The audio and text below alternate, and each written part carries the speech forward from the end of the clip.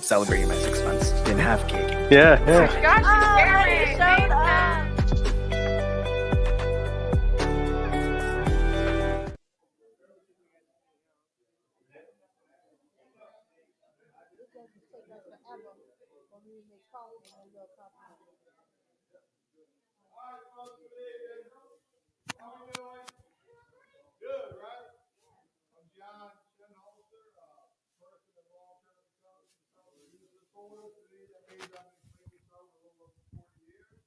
I'm also the president and co-founder of the McKin Foundation, and in coordination with the sheriff over here, she lets us come in here every other week to this facility and bring in a live motivational speaker talk on how to recover from substance use disorders. As you know, Marshall Tucker usually comes in here and does this with me, but apparently he'd rather be up in Wintergreen, living a good life. So Yeah. he didn't hang out with his wife. Yeah. Yeah, the good life. Wintergreen Jail. Come on, man. That's a no-brainer. But anyways, I think most of y'all have seen what we do here now. You're kind of getting used to it. And we hope to continue to be able to do this, of course. And we grab and snatch speakers, local speakers, and people coming from out of town and folks come in. So we got some great speakers lined up. But tonight, we have a really, really good speaker, a local fellow, and a person I love to death. But before I introduce him, I always like to invite Sheriff Gregory to always greet us and welcome us and encourage us. Yeah, give the sheriff a hand. So, good evening, everybody. Good evening. Like I've said before, this is one of the days of the week that I look forward to, because not only does it give me great joy to bring people to you that are walking the walk, right? That are putting in the work, that are doing what they need to do to have a life of recovery. And it's joyful for me because I get to see both sides. So I see you when you come in. I see you as you grow, as you turn into who you are, your true self. And I also get to, because of my connection with John and others, I get to see people in the community living it. For the holidays for me, I spent a little bit of time with my family, but a lot of time I spent with folks living their best life in active recovery. It brought me to tears to see somebody that was not long ago in our jail actually living a life in recovery. Clean, she had a glow, beautiful. And that's what I live for. That's what I long for. That's what I pray for all of you. So again, thank you, John, for bringing it. And think about the connections and the people that we're bringing in here. They're connections for me, but they're also connections for you. Our connection, our community is what keeps us strong and keeps us moving forward. So thank you again, John. Thank you, Jeff. Thank you for letting us come in and do this. Over the holidays, a lot of y'all guys don't get out much, obviously. Me and my wife, we host a holiday open house every year at our house. We've been doing it for 22 straight years. We get hundreds of people. And Sheriff Gregory came to the open house, and I bet the whole time she was there, she met one alumni after the next, governor. But I know you got to see the fruits of your labor, helping people and see them in the community doing so good. And, look, I know a lot of you are very happy given the situation, but all over America, there are tens of thousands of jails and prisons across America, whether you know it or not. And most of those people have substance use disorders, and they can't get out and get to a meeting. And a lot of them would really like to. And, that's why we go to any length of extent to bring meetings to people that can't get out and get to them. So it's kind of a two-way gift. You get the gift of a good meeting and a good speaker, and just have to have some cookies left over from the holiday party. But we get the gift, but the truth is, the way you stay clean and sober for 40 years, in order to keep what you got to give it away. And part of that is carrying that message of hope. The hope is that you can stop using drugs, move outside of these drugs, and find a new way to live. And our speaker tonight, is going to give you just that message of hope. I know this man. He's a lot more spiritual than I am, I promise you that. And he's been around a long time. I met him when he first was in the program. And I've seen him with this man was able to do. Some chairs holding in the corner. Father Hirsch.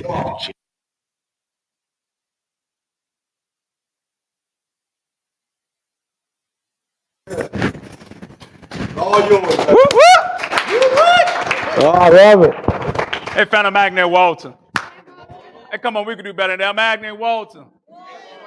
There you go. Come on, man. Come on, man. Come on, man. It's only through God's grace, right? And the fellowship called Narcotics Anonymous, that I'm clean, right? I'm clean.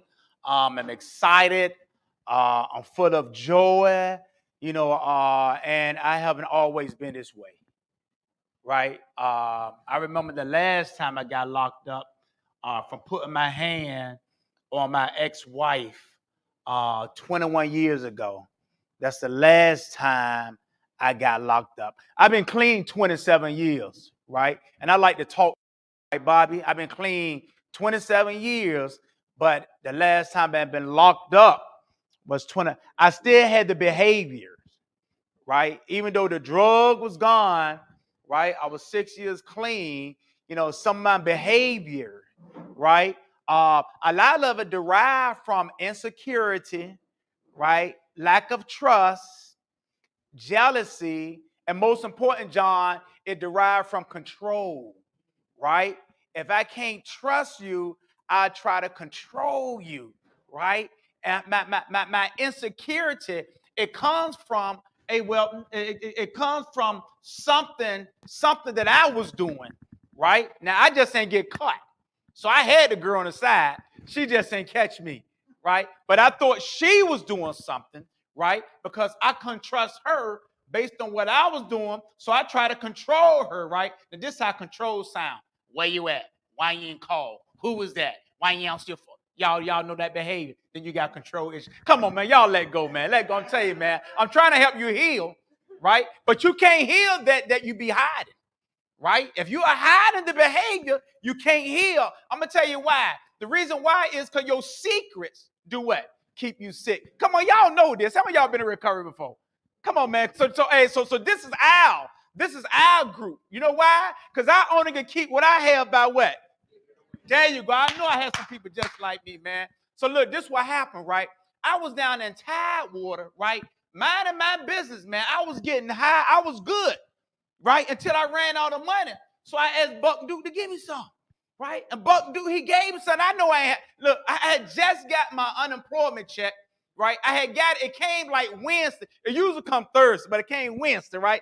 So I'm smoking up all the money. So when I go to Buck Duke, he always give me a favor. He normally get paid Thursday. But I go to him on Wednesday. Now I'm in scorn from Tony P the whole time on Wednesday. So I go to Buck Duke at the end of the night. I said, Buck Duke, I get my money tomorrow. Why don't you look out? So Buck Duke, he give me some dope, right? He give me some crack, right? So he give me some crack. So I smoke it up, right? So when the birds start chirping, I know the day gonna come. I can hear it. Y'all know. Y'all familiar with that sound, right? Okay. So here it is. So I know the next day, John, I know I gotta have Buck Duke money. I know I got to, man. I'm scared, man. Y'all, I mean, I'm like the vampire. I don't want to see the light come out, but it come out, and I gotta come out.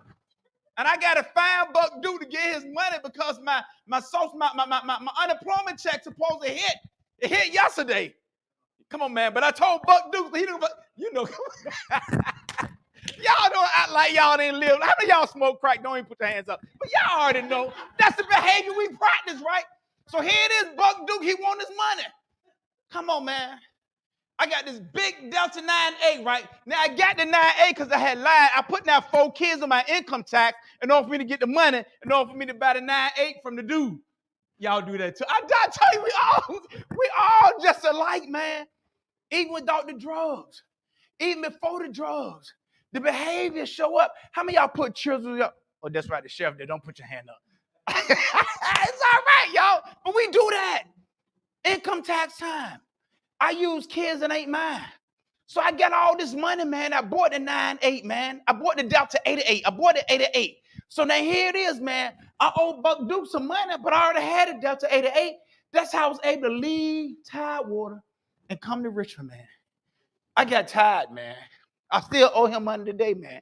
But I got tired. And I came to Richmond, right? In 1993, in June of 1993, man. I had tried treatment prior to that, right? Treatment's different than recovery. But I heard some stuff in treatment. I went through treatment in 1992.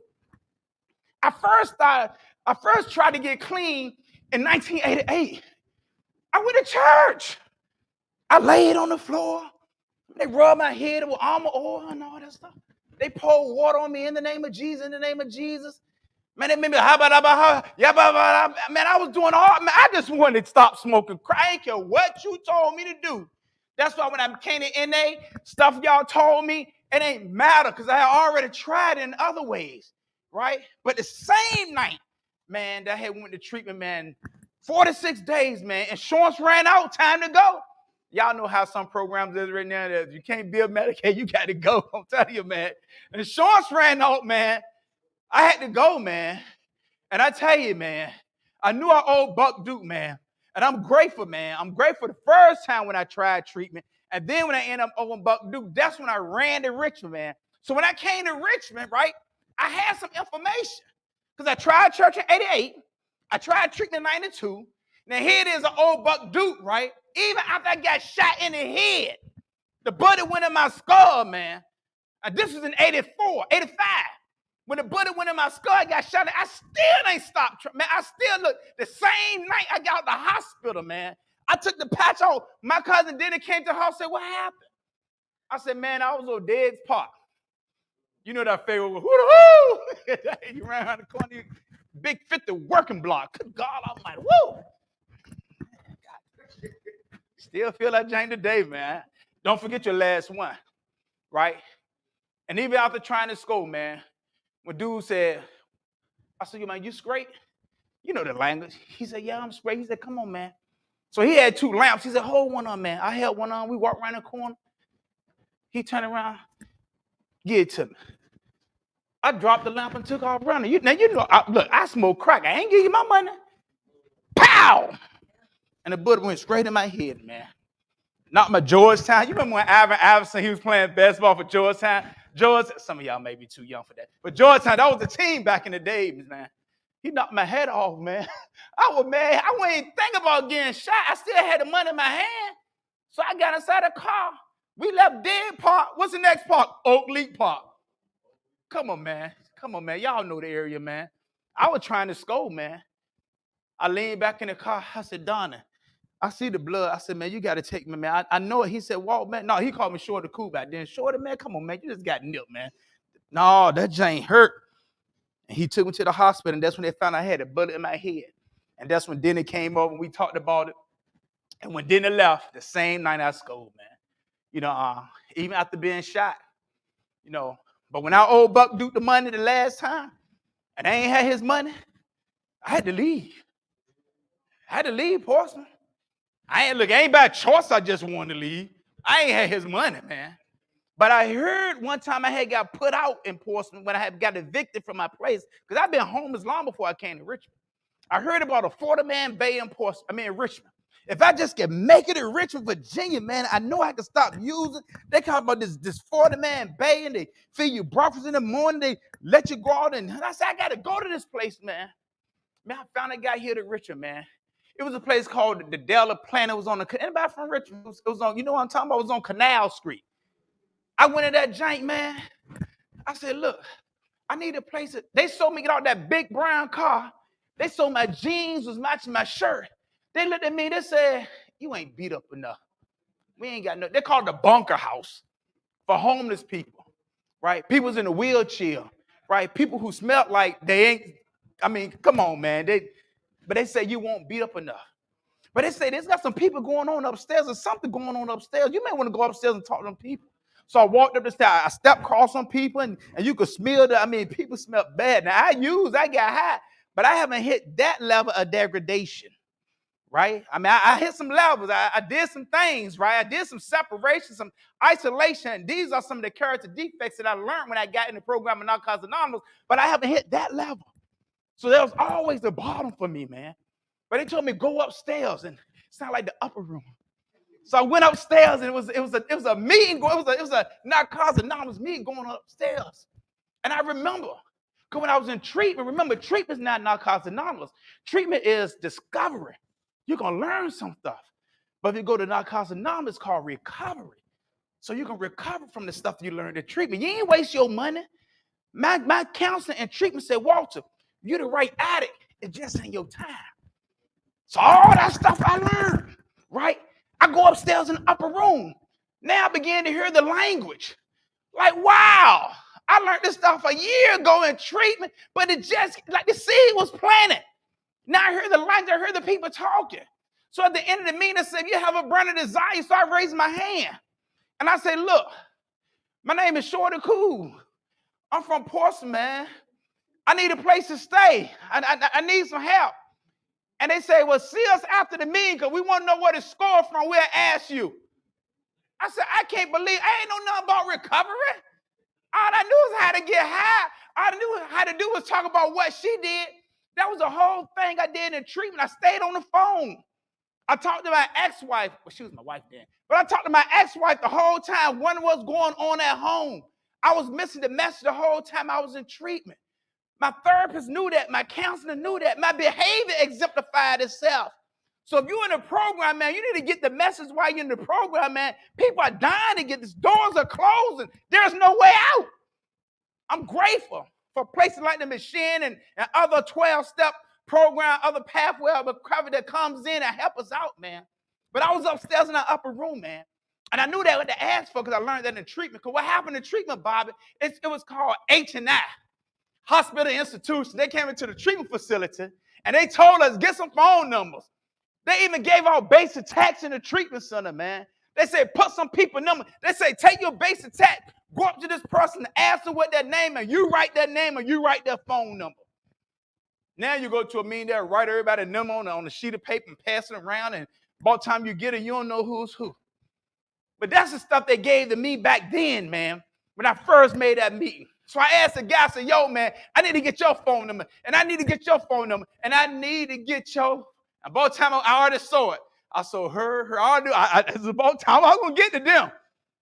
But I had to get these phone numbers, man, because they was easy to get with, man. I needed a foundation because I knew this time I didn't want to use, man. So when I got with the guy and we outside the meeting, he said, what's your name? I said, Shorty Cool. He said, man, what's your government name? I said, Walter. I didn't even know how to say it. I was so used to saying Shorty Cool. I said, Walter. And we're going to help you find Walter. I said, wow, man. My recovery started with my name. I heard people today tell people, call me for 30 days. They say, read this, read who's an addict, read this for 30 days. My sponsor started me off with my name. I had to get used to saying my name, man. Because when you say Shorty Ching Ching, there's a character. You know, there's a walk. You know what I mean? When I hear that name, it's just something about the name Shorty. It just changes me, man. You know what I mean? Remember that song about something about the name of Jesus? Woo, I get there. But anyway, hey, glory. Let me leave that alone.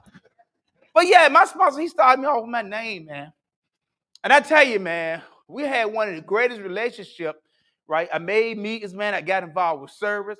I got on this thing, it's called special events. Because they did all the NA dances. They had the NA basketball. I remember one year, John, you probably remember this. One year we had a NA softball team.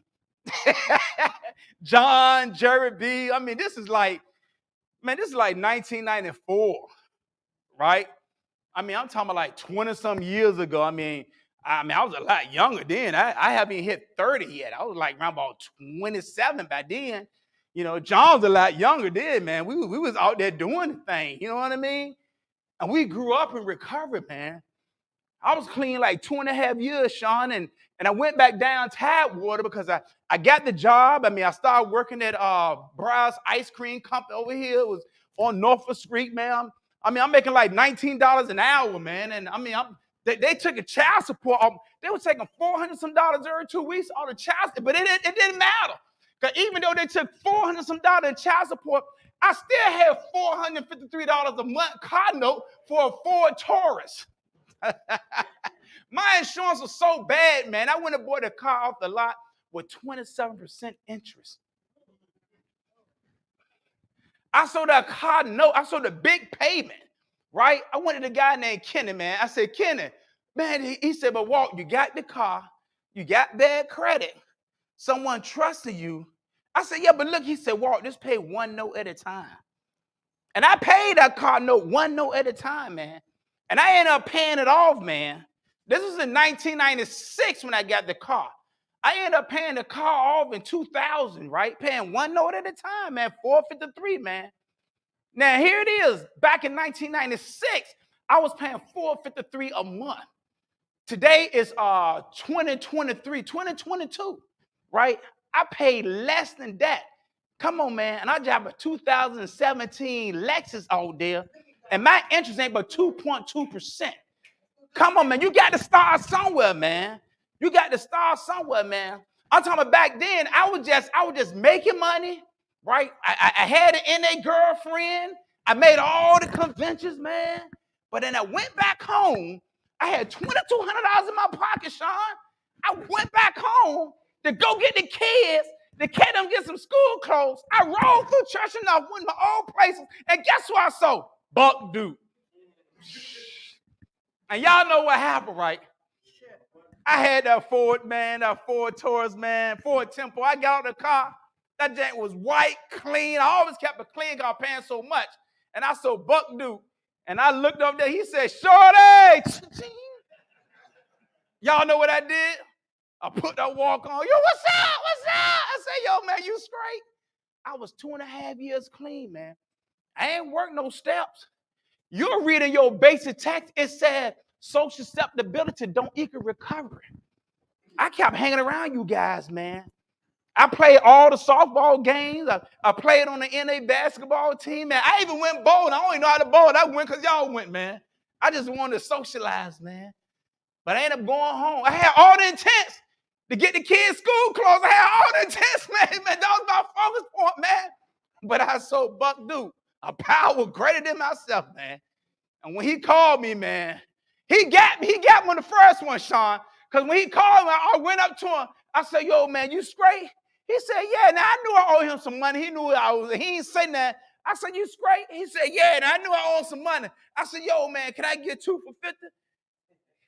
He said, yeah. He gave me 2 20s for 50. I walked away. I ain't realized he beat me. I usually beat him. I just wanted to get away, man. I did what I always did, man. For anybody who smoked crack, I did what I always did. I went and bought a pack of cigarettes and a Pepsi, right? I opened up the Pepsi. You know what I did. I just pulled it out. I just wanted a can. I like 7 cigarettes. Y'all know, come on. I like 7 cigarettes, man. I just wanted ashes, right? And I put all that on the can, and I do what I do, man. And it set it off, man. 3 days later, it took me 3 days, man. I found me a trick. I got to find me a trick. I got to have a trick, man. It's important to get you a trick. We ain't had sex. We ain't do nothing. She just know who got the good dope. She just know where to go. 3 o'clock in the morning, I go get beat. I go buy soap. I go buy big chunks of soap. I get beat. Now her, she know where to go, man. And I took it, man. It took me 3 days, man, to smoke $2,200 up in $10 pieces, $15 pieces. You guys told me at the end of my run, I'm going to pick up where I left off at.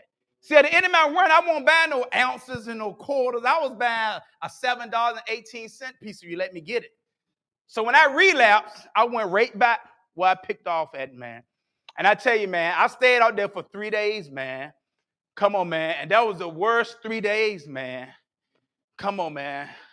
I called my girlfriend at that time. We haven't gotten married. I called my girlfriend. I said, I want to come home. I said, I'm tired. I'm whipped this time. I got in the house, man, and she said, I said, are you going to leave me? She looked at me like, I said, I just need to know. I mean, I'm coming back. I want to get together. I just need to know, are you going to leave me? She said, look, you left me. I said, wow. You talking about a spiritual awakening, man. She was right. I left her and went back out there and used again. Man, they had a meeting going on. My friend Rodney, man, that's my dude, man. He came and picked me up. He took me to the meeting, man. It was an anniversary going on, man. They was getting our basic text, Cora. I mean, they had it going on. I was sitting right there. The speaker was right here, right? They said, anybody want a basic text, man? Man, I got up, man. I came from right there all the way right here, man. And I'm telling you, man, that jank hurt. You talking about the shame, the guilt, the dereliction, the degradation, the isolation, the loneliness, man. I got in touch with all those character defects that I had learned, right? As I kept coming back. I got identified with them now, but at that point, I ain't know what was, I just know that I ain't like the way I felt, man.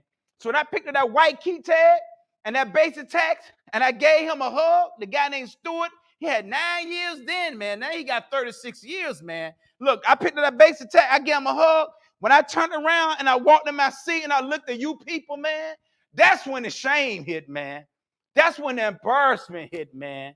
That's when the self-loathing hit, man. I didn't know about all these character defects. I didn't know about all these spirits. I didn't know about all these demons that possessed me, man. I had to learn how to get this stuff off me, man.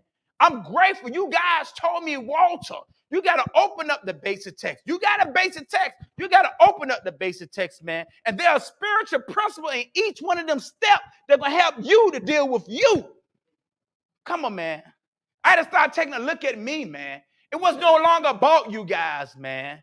You know, I went back to my sponsor. I remember telling my sponsor, look, I don't want you to sponsor me no more. I got it on. I got it going on. I got the girlfriend. We got a nice house. We got a good job. I got a son on the way. I don't need you no more, man. You weren't doing what I asked you to do anyway. You kept talking about meet you and we can go and get a highlight and get a dictionary and get a notebook. I ain't want to do all that stuff, man. I'm the guy who lazy. I really don't want to do no writing, man. But I tell you, man, after that relapse, being clean 2.5 years, man, me picking up that basic text, man, I began to use it, man. And I tell you, man, practicing them principles in a step, man, look, you guys told me there's no wrong way of doing this. So if you got a sponsor now, somebody to help you, there's no wrong way. The only way you can do this wrong is to do it by yourself. So your sponsor do tell you to call him for 7 days, and you call him. If your sponsor start with the medallion and you begin to read that, if your sponsor start with your name, then that's where you start at. Just don't do it alone. Don't go up here unsupervised. Come on, man, this is a dangerous place. Come on, man. You can't think your way into better living. You got to what? Live your way into better thinking, man. So don't go up here unsupervised, man. And my sponsor, he put me back on the steps, man. And I tell you, man, my grand sponsor, he said, this is what I want you to do. I want you to go to meeting. I want you to go to church. And I want you to go to school. I was 30 years old at this time, man. I'm the dude who failed 9th grade 3 times, man. Somebody laughed at me again. John, you keep laughing. Man, it took me 16 years, John, just to get a 2-year degree, man. I'm that guy, man. I mean, I did graduate from high school, and I did get the degree. It just took me a while, man. You know what I mean? But I got it, man. And I stayed in school, man. And just 3 years ago, man, I'm talking about the age of 54, I graduated with my master's degree, man. Come on, y'all ain't got to clap for me. I'm talking about what this program gonna do for you, man. You just gotta take some simple suggestions and you got to do the work. I'm telling you, man. So I went back to school, man. And I tell you, man, look, I kept coming, man. And adding church to my life, man, that made a major difference in my life, man. You know, I'm talking the same way that they was laying oil on me and praying for me and had me saying stuff that they ain't understand. The steps, the program of Narcotics Anonymous, it opened up the interpretation.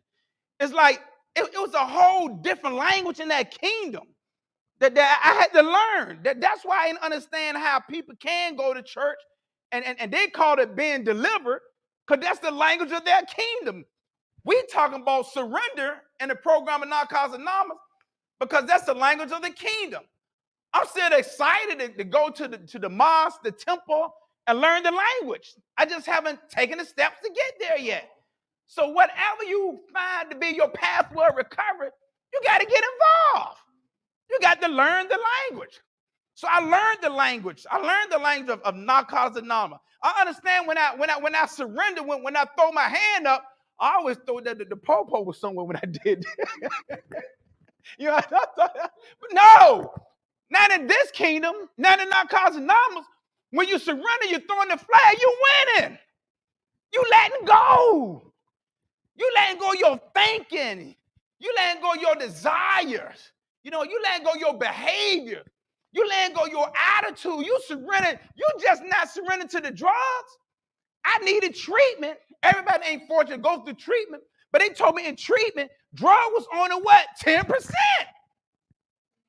So here I am today. After going to school and after joining the church, they licensed me, they ordained me. As a minister, I've been in that same church, because this time when I relapsed, I go to that church, that pastor, he let me in. This in 1995. Here it is, 2022. I'm still in the same church. You know why? Because you guys taught me how to be consistent. You guys taught me how to be loyal. You guys taught me how to be faithful. These are principles that I practice, and I've been in this same church. He tells me to go to school, so that made me go to Jason and Randall. I'm like, well, what am I going to school for? I smoke crack. Well, why do you go to school to learn about the disease of addiction? So I go to school and I take up what? Substance abuse counseling. And I get my certification, and then I get my degree in human service, and then I get a state board license. And like, man, wow, one day at a time. I'm the guy who failed ninth grade 3 times. You guys say, Walter, take it one day at a time. This what blew me up. You said, don't count the days, but what? Make the days count. I said, wow. If I could stand the day, man, if I could go to school early, and I'm sitting in class, and these little teeny young, pretty girls, they raise their hand, they answer all these questions. I'm sitting in the class. I ain't been in school in so long. I feel inadequate. I feel less than, and I raised my hand, and they ought to answer the question. And I won't answer the question. I just want to ask you, what do you say? But so they jumping the gun, and when I realized, look, she found an answer. Can I help you, Mr. Walter? I said, yes. Can I get a tutor? Y'all told me I had to do this alone. The same thing you guys told me in Narcotics Anonymous. I got a sponsor. I ain't had to do it alone. I asked my sponsor a question. We read the steps together. We highlighted some stuff. We even looked up some words because it didn't mean what I thought it meant when I read it. When I said it meant different. So we looked up, so I got a tutor in school. Had somebody walk with me through the process, man. You know, and as a result, man, I'm living my best life, man. I came here homeless, man. I'm telling you, I lived in that shelter, man. With them guys that 40-man bay. They call it a Salvation Army, man. They put me on every morning, man, to go look for a job. Now I understand when they say they're gonna give you hot food. I had to find my way, man. Tell you, man, look, the day I'm a homeowner. You're talking about, y'all ain't got to clap for me. I'm talking what the program gonna do for y'all, man. If you do the work, man, I'm here to share the hope, man. You're talking about running from Buck Duke, man. End up in Richmond, man. Come on, you talking about going back to school. I told y'all the dude who failed ninth grade 3 times. And then this what blew my mind. Let me tell you, this Sheriff, this what blew my mind. We was in the midst of a pandemic. I'm trying to figure it out, like, man, I ain't had no hope, no faith. You know, I was one of the pros who ran out there and bought all the toilet paper and bought a home, and it was a lot of us. So if y'all went to the store, y'all didn't see no toilet paper. I don't know why I bought it all, but everybody else was doing it. I figured I better get all the toilet paper, man. You know what I mean? I bought all the Clorox and all the diaper wipes. We ain't had no kids. I just bought them. That's what you're supposed to do. I ain't smoked crack in 20 years. I got some money. I go buy the toilet paper in the midst of the pandemic. I realized that so many agencies and so many communities had shut the doors. The Machine Foundation ain't shut. Matter of fact, it started welcoming people. I'm like, what the world? You see all these people, and they got on masks, and some of them don't have on masks, and some of them got COVID, and they say they ain't got COVID. What's going on around here, man? But they never shut the doors, man. They allowed people to come in. Then me and Jesse, we was inside his office, man. He the COO of Machine, man. John, he's the founder, man. And Jesse, we was talking, and he was like, hey, Walt, man, The church that we had over there, the guy, he's not even bringing the people in, man. We want to know, can you start our spiritual program back up? I said, you for sure you want me to do it, Jess? You know I got that Pentecostal background. Is that what you really want? He said, man, let's just see how I look. Come on, bring it on in, man. And they allowed me to bring it in, man. So here I am, man. I understand after going to school, being licensed as a substance abuse counselor, going to Virginia Union University to get my master's degree in divinity, man. It's like, John, they let me come in there. We got this 12-step. I've been clean there 27 years now. I relapsed. So I got that experience. I got that Peter experience. You know, I denied the power of recovery a couple of times, like some of you guys may have too, just like Peter denied Jesus a couple of times. Matter of fact, what was 3 times he denied him? I relapsed twice. I got one more in. I just ain't gonna pick up. So I've been clean there 27 years, but I still got another use in me. Look, I'm drug free. I'm just not drug proof. That's why I keep making meetings. That's why at 27 years, I still got a sponsor. I still got a home group. I still do service work, man. But I'm telling you, man, John, man, they let me bring a ministry in there, and this is what I called it. I told him my pastor about it too, because I still got a pastor, man. Look, I need Mary, Martha, Luke, John. I need everybody to help me recover, man. I need all pathways, man. So I talked to my pastor about what John, they wanted me to do, man. And so the ministry that I created is called Breaking the Bondages of Addiction. And we do it at the Mission Foundation, man. We've been doing that thing for 2 years, man. It's like whoever thought the Moses, right? You know, Moses who paved the way for the people to come through through hell and through tragedy. You know, talking about through the wilderness. That's what the wilderness is. A bunch of hell and tragedy you guys going through. Whoever thought that Moses was going to come in the form of John? Walter, come on in. Make a way for these people to come through, man. The church closed. Can you believe that the church closed? God dang, the church closed. That's the Mission Foundation. So here I am, man. At that time, I ain't smoked crack in 24 years. Yeah, I got something to give away, man. I got a foundation to stand on, man. And I got a degree. Come on, in divinity, man. I got some hope, man. I got some belief, man. I got some zeal. I got some knowledge. I got some enthusiasm. I'm going to show up for the newcomer, man. And that's what we've been doing, man. Breaking the bondage of addiction ministry, man. Every week, man, we open up the basic text, man. I'm talking about in church, in ministry. Come on, man. It's you guys who show up. Y'all do the reading, man. Y'all walk up stage all insecure, all anxiety, all nervous, and y'all stand up and y'all say, I'm out again. And y'all begin to look at the people, man. But I remember somebody giving me a chance. And that's where it started, man. And we read the literature, man. Then I bring one of you guys up and you speak on the step. I want to do step 1, 2, 3, and 4. Just those steps, man. And I get somebody to come and they share their experience on the step, man. And then we clap it all. And then we show a video. I mean, we actually watch a video on how this step lives in somebody's life, man. It's like, wow. And then when the video go off, then I come up. And I get to bring the word of God, man. Because you know why? The steps come out the Bible. So I'm going to show you guys how our grandparents who never find Narcotics Anonymous or who never find AA, who understand the spirit of being delivered, how it works.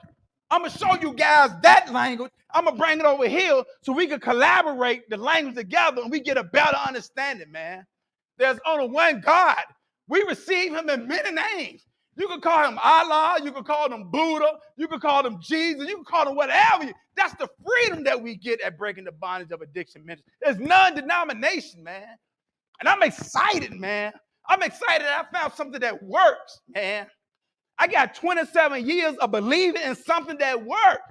When all things was working together for my good, I ain't understand the last time I put my hand on my ex-wife when I was 6 months, when I was 6 years clean. I was clean and still getting locked up. That let me know that people are still clean and crazy.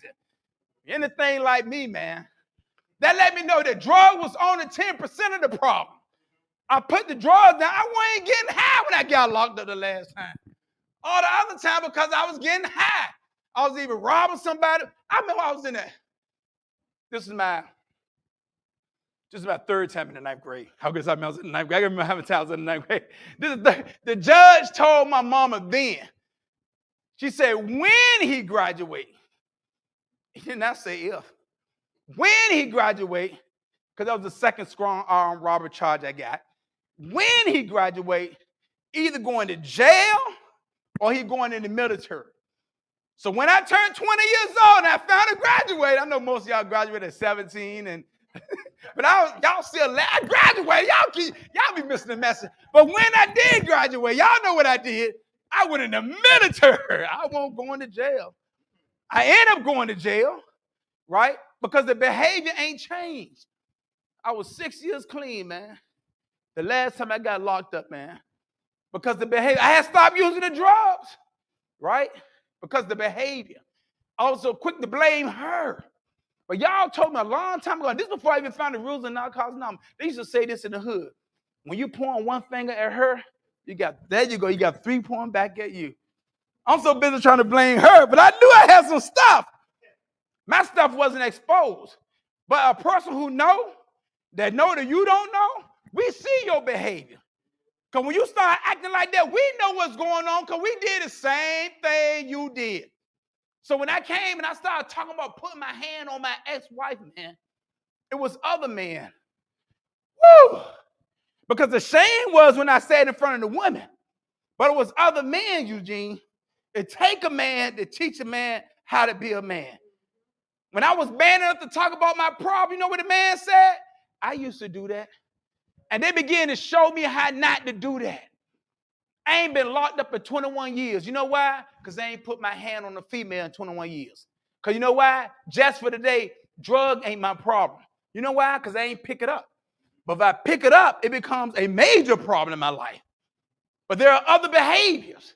So like breaking the bonds of addiction, we know it was the drugs and alcohol that got you to the program, but we deal with the behavior. We deal with the disease of addiction. We deal with your behavior. And change ain't changed until what, Bob? Until you change. And if nothing changed, come on, man. I'm talking about the Machine Foundation provided a place. You're talking about the spiritual connection. Because some people don't get a religious, they don't get the religious experience. They go to church religiously. They go. But they can't interpret the language. They don't have an understanding of, and when they talk about in 12-step programs, is get the God of your understanding, man. Come on, man. I get caught up because I've been taught for so long to call God he. I get caught up. But when you guys say, and then when I read, it said we should worship God in spirit and in truth. It don't say nothing about gender. I get caught up. So I come to a place called Breaking the Bonds of Addiction Ministry. I don't care who you are. If it wasn't for a 12-step program, man, I'm going to tell you quiet after this, John. I'm going to give you some time to cover up what you need to cover up, right? To fix what I messed up. All the spilt milk, you can come dry it up. But look, here it is. If it wasn't for this 12-step program, I got a son, man. I got 4 sons. I always said I had 3. In 1985, man, when the judge told me that you either go in the military or you go to jail, I knew Shirley was pregnant. I knew George was messing with her. I was messing with her. I knew Tony was messing with her. I mean, that's what we did. We was kids. We ain't about trying to take ownership. So she pregnant. So I go away to the military, right? I know. I try to tell my mom, and I know that baby ain't yours. I seen that baby. That baby just is red. You black. That ain't your baby. So I send the paperwork back to Shirley. Shirley take the paperwork home. Her mama ain't gonna fill out the paperwork because you guys who've been raised in the project, you know, you start putting the information on, you stop getting your food stamp. They start adding to your rent. So she came and exposed it, man. So this is in 1985, Cora was born, Walt. 1985, man.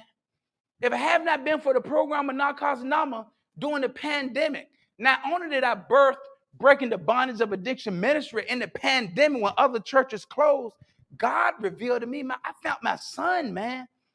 This dude was 35 years old. when I first met him. I tried. I'm telling you, God knows I tried. She met the other dude named Kevin. She got married and she moved off with him. Kevin had to take on Corey and Michael, because she had another son before me, as his kids in order for him to get BAQ. If I would have said anything, they would have stopped the money. Anybody been in the military, got put on like me, you know, they give you extra money the more kids that you have. And it was just a whole bunch of stuff how we, as a people, ain't trust the system. So we try to work the system, man. And what happened is I missed out on 35 years of that boy's life, man. I can remember the fourth ninth step, man. I was doing a step with Jesse, the ninth step with Jesse. And he had just found a relationship with his son. And I'm sharing with him, but don't do, look, all you got to do is just listen to him and just be present. Practice the ministry of listen. Don't try to explain nothing. All of a sudden, I'm on Facebook. I'm at a Zoom meeting, and I see the girl Sherry name befriending my sister. I clicked on Sherry name, and then I inboxed Sherry, and then she inboxed me Kevin's phone number. Now, Kevin is Corey's father. I'm his daddy. That's all. I'm the baby daddy. you know, good baby daddy. Kevin father Corey, man. He did a good job, man. I inboxed Kevin, man. Kevin inboxed me Corey's number. Now, here it is. This 3 years ago in the pandemic. I always said I had 3 sons. But here it is. It's Corey. I got the number. There's no more excuses, man. So I called Corey. I said, yo, Corey, this is Walter Randall. I'm trying to get in touch with you. If you can make a phone. I forgot exactly what I said. And I hung. I was glad he didn't answer the phone, guy. I ain't know what to say. I just wanted to break the ice. 2 days later, me and my wife, we was up in Short Pump getting some lunch. 2 days later, man, the phone rang. I answered the phone. Hello? He said, hey, Pops.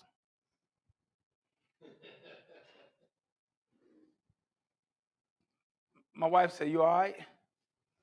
She took the phone off my hand. She said, hello? He said, hey, I'm just trying to talk to my pops. She says, Corey. I got up and walked away, man. You talking about the anxiety, the nervousness. You know, she put the phone, she said, say something. Say something. He on the phone. Yo, Pops, it's okay, man. Just say something. I just want to hear your voice. You talking about the 35 years, man. Right? Now, we got a great relationship today. Right? The last 3 years, we got a great relationship today, right?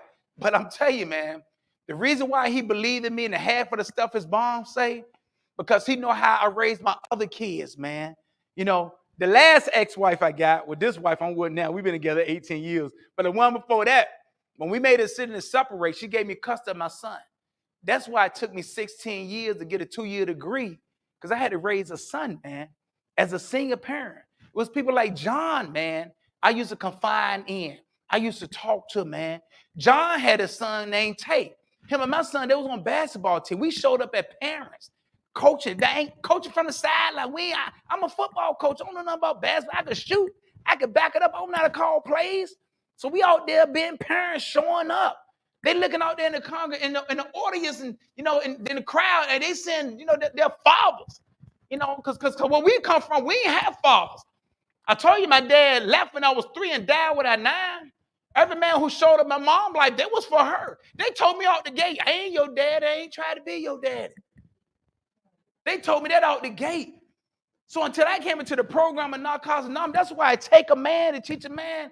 I was looking for him. I was looking for the male image. I was looking for the role models, man. It was the man who told me to go back to school, get an education. It was the man who told me go to church. Now I'm a licensed ordained minister. It was a man who told me get a sponsor. Now I got 27 years clean. It was a man who taught a man. So now it's time when she make a decision, she don't want me to be, she give me custody of my son. You ain't got to be with me no more. John watched me, man. I raised my son, man. My son, he played every sport, things I ain't get to do. I threw him his first football. Ain't nobody throw me my first football. I drove up to Bluefield College in the mountains. Ain't none of that but Rams, because he got a scholarship, a full scholarship to go play football, man. I I was a single parent, and I was proud. I was there for my son, man. So when Corey, when he learned everything I was doing for my son, he realized I was a good guy. In spite of what his mom said, she was a high school chick who had 2 other dudes. All of us were sleeping around. We didn't know who the baby daddy was. Why you ain't take the test? You didn't want to because you didn't want the money to get messed up in your mama house. Let's get real now. And we're going to talk about this. Don't keep making me the villain. My behavior has changed. I got in touch with a program called Narcotics Anonymous. You guys even taught me how to be a distant father to the 2 sons down Tidewater. Come on, man. Now I got 3 sons, man. And I've been in all their life, man. Even the one that you guys taught me how to love, even the one who chose to marry a man 4 years ago. You guys taught me how to love him, man. Because religion told me you can't do that. But the Bible says, I ain't think about what the Bible said. This is my son. I need to have a relationship with my son. God understands it all, man. Look what he did with his son. That's the only way I came into a relationship with him is through his only begotten son. So now how you going to deal with your son, man? And you guys, y'all taught me, man. Y'all set me up. I got 4 sponsees who choose to be in a relationship with another male. You guys set me up, man. You guys helped me all along the way, man. So now I got a son, man. Now I confront my son with some of his behavior. I ain't understand the lifestyle you was living. I always thought you was jealous because I raised a baby boy in the household and you wanted to live with me in the household. But your mama wouldn't let you live with me because I was paying her child support. Y'all remember how much I said I was paying? I remember how much I was paying. I was paying $453 every 2 weeks. If he would have came and lived with me, that money would have been cut. She couldn't smoke no more weed, no more Walter J's. Because that's how I met her. We was getting high together. I made a decision I ain't want to get high no more. Y'all told me to change people, places, and things. The therapist treatment told me that. I tried not to do that. That's why he said, dude, you the right addict. It ain't your time. Because we knew when you left here, you was going back home to your wife, and she was still getting high. You had 4 checks home waiting for you. She had a brand new stem that night, too. Good God Almighty. Woo. But you guys, man, you guys helped me to be the man I am today, man. I'm grateful. I'm grateful for all the mess. All the mess I've been through became my message, man. Come on, man. All the tests I've been through now is my testimony, man. Come on, man. Some of them was good, right? Some of them overcame with ease. Some of them I had to struggle through, man. Come on, man. It's the stuff that you guys did for me, man. God don't call those who think they qualified. He qualified those that he called. So all the stuff you're going through, come on, man, you think it's happening to you, it's really happening for you. It's for the appointed time, man. So I'm grateful for places like the Machine Foundation. I'm grateful for places like Hype Counseling Service. Man, there are many pathways of recovery, man. I'm grateful for Narcotics Anonymous. I'm grateful for the church. I'm grateful for the spirit of open-mindedness, man. I'm grateful for the spirit of being honest, man. Finding somebody that believes in you and want to help you, man. Come on, man. And today don't have to be the same person it was yesterday. Because people are fickle. You got to watch people, man. But the spirit of honesty never changed. Every principle that's practiced, everything that's practiced ain't spiritual. But everything that's spiritual is practical. So you'll find a lot of people practicing a lot of behavior ain't spiritual. But it's okay. Because they need to go through that in order to get to where they got it. I tell you, I put my hand on females. That wasn't spiritual, but it was practical. But after I got locked up the last time, that behavior changed. And it changed me into the person I am today. Who would ever thought the last time would be my last time? I thought in 1992 when I went through treatment that was going to be my last time. Nah, I had a couple of relapses. But September 2nd, 1995, that was my last time. And through God's grace, if I don't pick up one more, I'll be coming up on 28 years. I'm grateful for the process, man. I'm grateful for everything that I've been through. I'm grateful, man. So I just want to leave you guys with this last name, man. Whatever's in front of you will soon be behind you if you just don't use. Thanks for letting me share.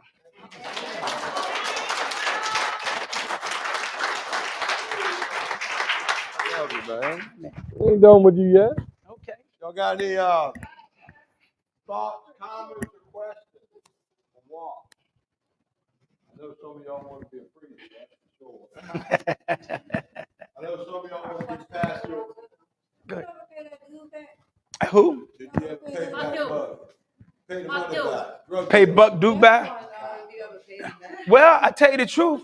If I see him, I got the money. Now, can I be honest with y'all? It won't be $20.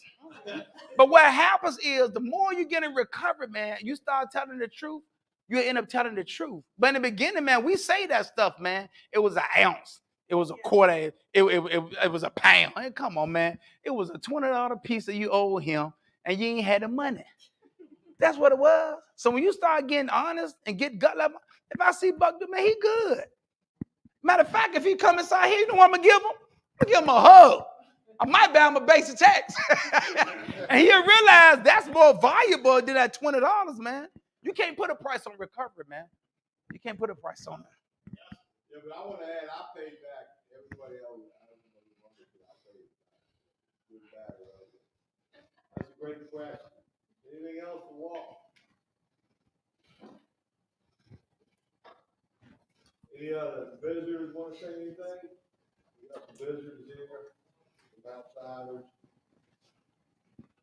You know, walk covered a lot of ground. It's important to remember this. Whatever you're going through, if you don't use it, keep going through it, that'll come to pass. That's right. And I promise you, Walk, probably even the sheriff, we got challenges. Yes. But I know for sure. Yes. None of my challenges are active addiction related. Yeah. Not a one.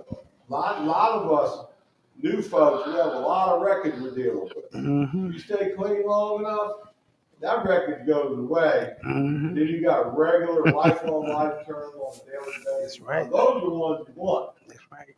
They're the ones you want. So, you know, another holiday season coming and going. We got the new year right in front of us. You get 2022 behind, you got 2023 coming up quick. Time to reset your moral compass and get a game plan. And if addiction's your problem, recovery probably gonna be the solution. That's right. That's right. I know we standing. It looks like we're on a mountaintop of some kind, but I can assure you this. I know me and Walt believe we got the same disease. That's right. Y'all got. That's right. We did the same things to recover. We did the same thing. And here's the big equalizer. We all got to relapse it. That's right.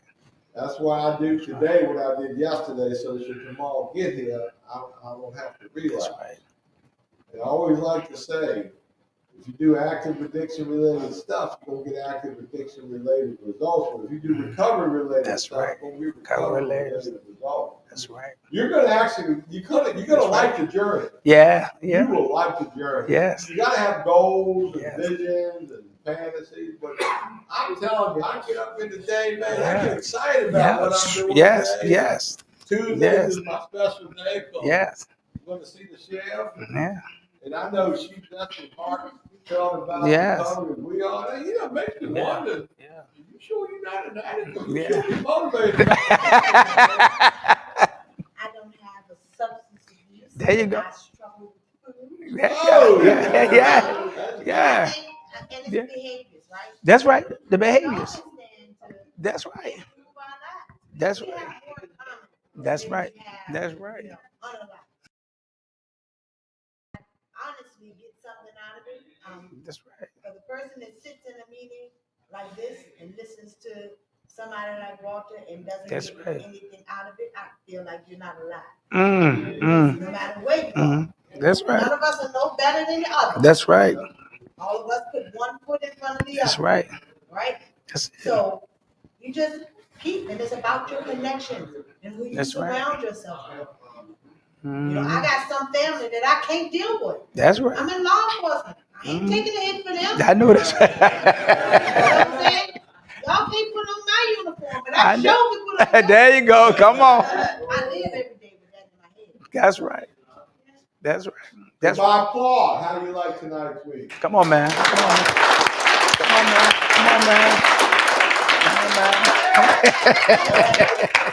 Bobby's a fan favorite. That's like your, yeah. I think it, yeah. Yeah, you know, I'm part of his group, you know what I'm saying? I'm part of 3.1.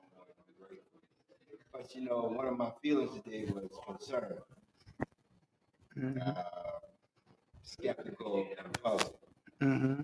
But by coming here, everything's clear right now. Mm-hmm. I appreciate you really touched me a whole lot. So, thank you. I really enjoy it.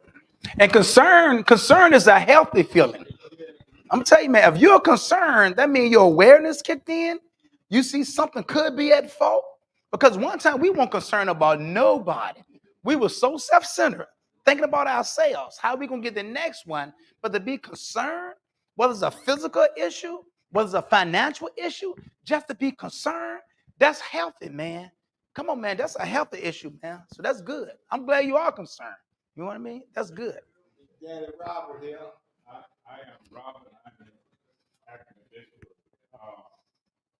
I just want to say, Recover, man. It's okay. I just want to say, last year this time I went home.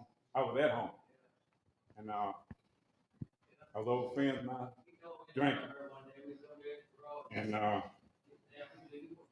I'm one of these guys. When I started drinking, I haven't got sense enough to stay at home. I think I can drive all over the world and drink everywhere I go.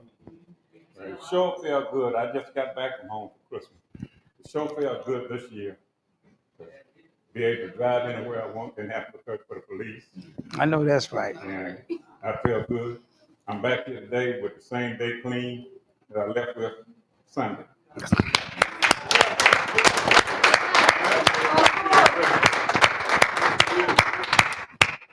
No, you got a question? You want to talk?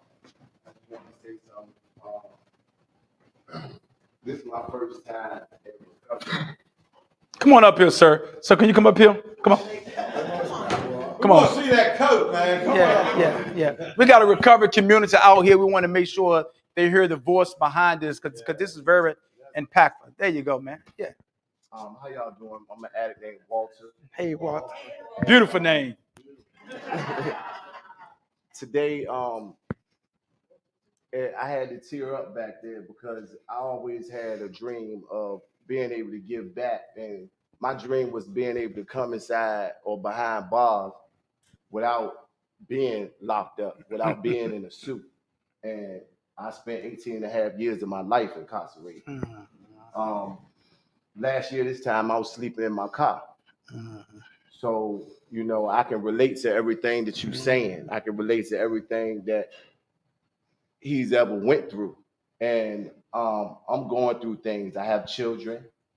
I'm away from my family. I'm from Norfolk, Virginia. And I started this journey with no hope. But today I'm being responsible and I'm being held accountable and I have higher expectations. And it's because of brothers like this and John Gould with 3.1 over there at Height. And I even been doing some homework on the McShane Foundation. Yeah. I'm about to graduate and move on. I don't know what's up for me next, but today I got courage. That's and right. I got a desire to be the best man I can be. That's I just right. want to thank y'all for inspiring. That's you all right. Thank man.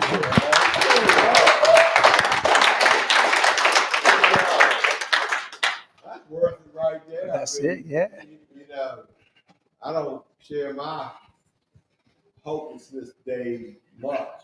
It does seem like a long time ago, but trust me, that's something we all got in common. We all have a bottom. Yeah. We all have that point where, oh my God, will this ever get better? You know, am I going to die in addict? You know, this is life. But we all take that first step. That's right. You surrender. That's right. You sponsor up. And, you know, I'm That's glad right. you touched on the Yeah. sponsorship because it's like you're nuts.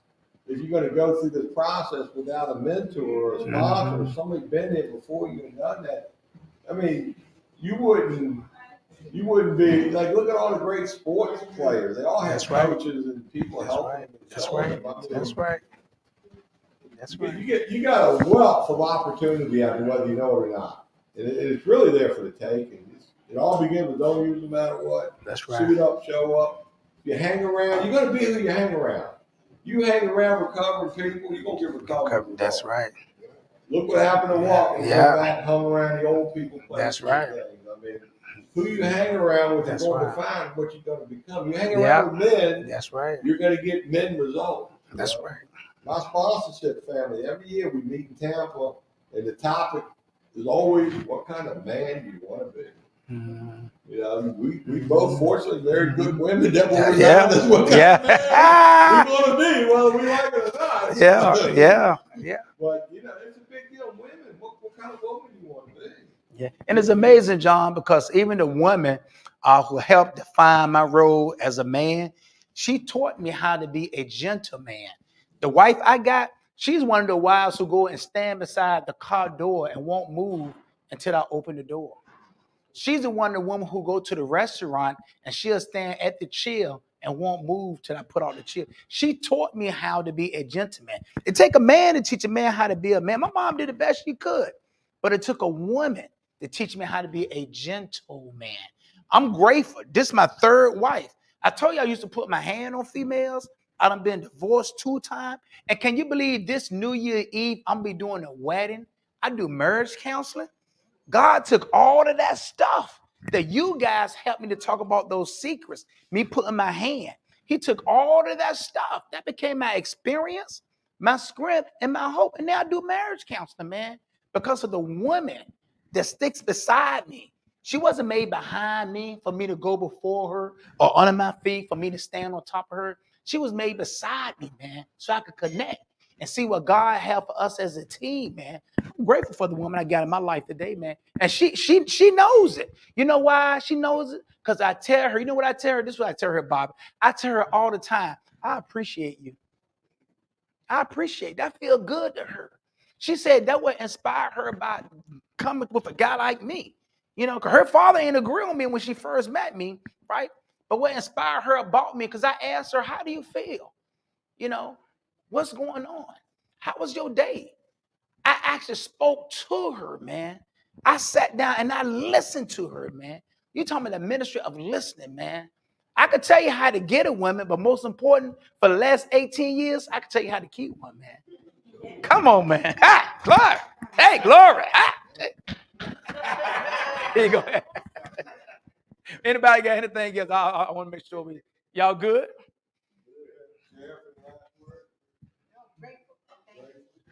Thank you, man. We'll be here on 4th. I think we're gonna be at East maybe the next 2 weeks. Yeah, Friday, yeah. Well, but we got another situation, but we're gonna be back here as soon as we can. Don't get excited. We're coming back. Thank you so much for coming out. Thank you.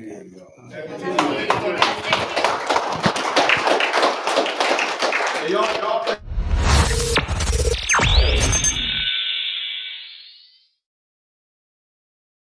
With me, man.